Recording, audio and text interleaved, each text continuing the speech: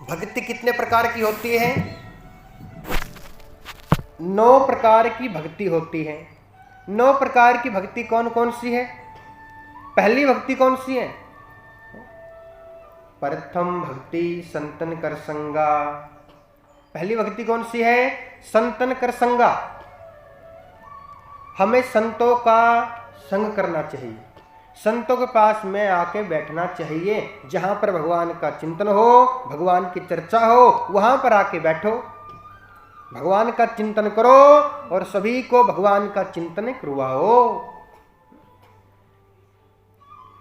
जिस व्यक्ति के पास बैठोगे वैसा ही बन जाओगे। अगर चुगलखोरों के पास बैठोगे चुगलखोर बन जाओगे, अगर महात्माओं के पास बैठोगे तो भगत बन जाओगे।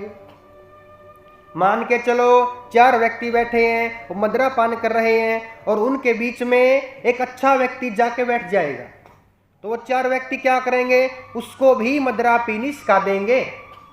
क्यों? बुरे व्यक्ति ज्यादा है और अच्छा व्यक्ति एक है, इसलिए उस एक व्यक्ति को भी अपने जैसा बना लेंगे। जैसी संगत वैसी शोभा। और यदि 4 भगवान के भक्त बैठे हो, भगवान की चर्चा कर रहे हो और उनके बीच में एक पापी जाके बैठ जाएगा, तो वो 4 भगवान के भक्त उसको भी भक्ति करना सिखा देंगे कि भक्ति कैसे करते हैं। तो कहने का तात्पर्य है जहां पर भगवान की चर्चा हो हमें वहां पर जाके बैठना चाहिए।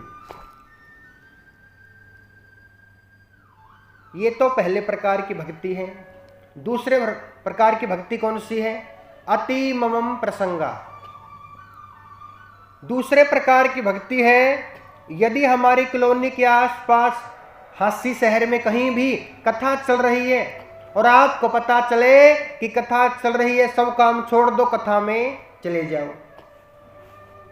क्योंकि काम तो मरते मरते भी रह जाते हैं। मरता मरता व्यक्ति भी क्या कहता है? ऐसा करो, एक बार मेरे बेटे को मेरे पास बुला दो।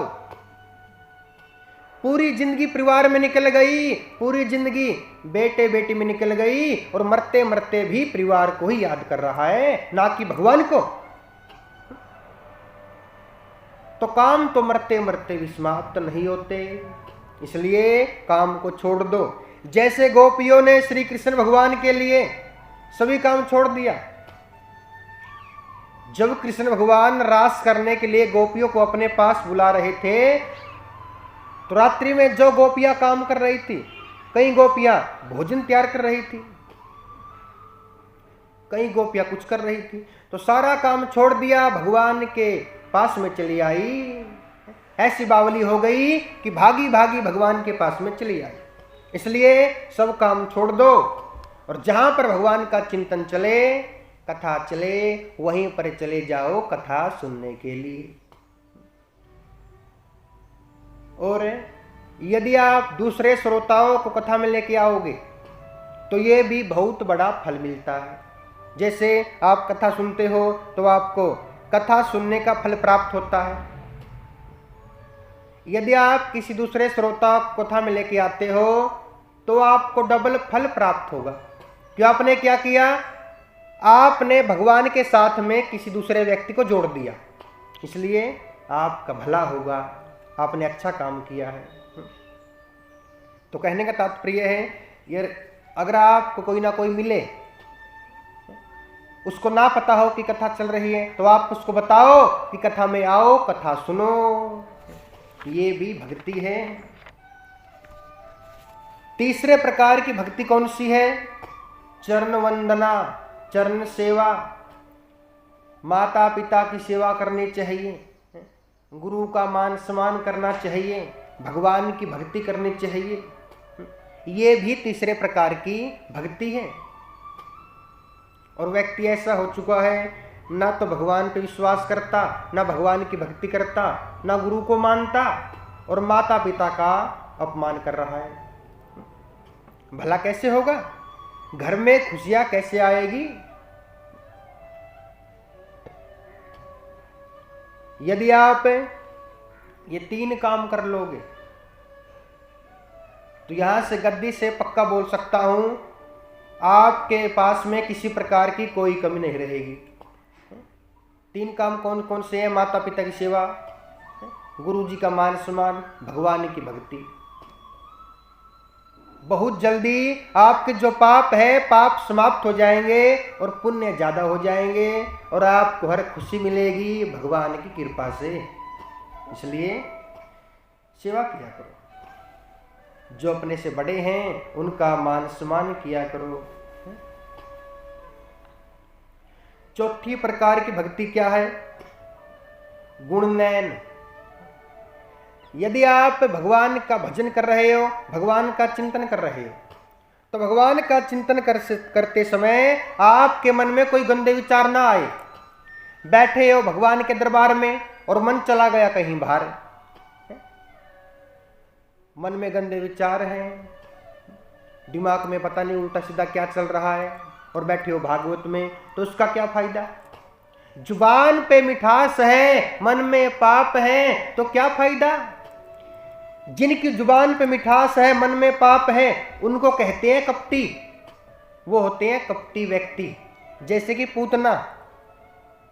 पूतना इतनी सुंदर बन के आई भगवान को मारने के लिए।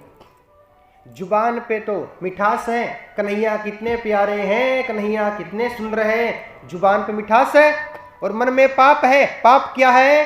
कि मैं इस कृष्ण को मार दूंगी, मैं इस कृष्ण को मारने के लिए आई हूं। इसे कहते हैं कपटी। और जो व्यक्ति कपटी होते हैं, भगवान कपटी व्यक्तियों को नहीं देखते। भगवान ने पूतना को देखा भी नहीं। तो कहने का तात्पर्य है, आप जैसे हो वैसे ही भगवान के पास में चले आओ। नास्तिक हो, पापी हो, भगत हो, आस्तिक हो, जैसे हो वैसे ही अपने आप को भगवान के चरणों में समर्पित कर दो। लेकिन आपके मन में कपट ना हो, क्योंकि कपटी व्यक्तियों को भगवान कभी नहीं देखते। जैसे हो वैसे ही भगवान के पास में चले जाओ। पंचम प्रकार की भक्ति है विश्वास। भगवान के प्रति पक्का विश्वास होना चाहिए। एक तो होता है कच्चा विश्वास। यदि आपके मन में कच्चा विश्वास है तो भगवान नहीं आएंगे। यदि पक्का विश्वास है तो भगवान उसी समय आपके पास में चले आएंगे। जैसे द्रौपदी ने भगवान को पुकारा। द्रौपदी का एक हाथ ऊपर है, एक हाथ में साड़ी का पल्लू है, तो ये क्या है? इसे कहते हैं कच्चा विश्वास।